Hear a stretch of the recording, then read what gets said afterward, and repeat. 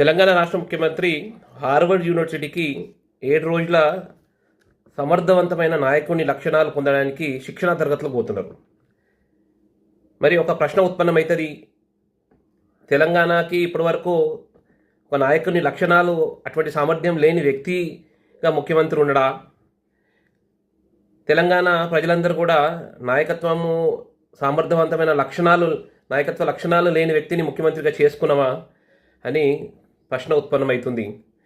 సరే, చివరికి మన ముఖ్యమంత్రి గారు ఆయన 7 రోజుల ఏదైతే ఈ సమర్థవంతమైన నాయకత్వ లక్షణాలు పొందడానికి 7 రోజుల శిక్షణ తరగతి అయితే పొందుతారో అక్కడ సరైన శిక్షణ పొంది తెలంగాణ ఒక ఉజ్వలమైన భవిష్యత్తుకి వారు పనిచేస్తారని ఆశిస్తున్నాము.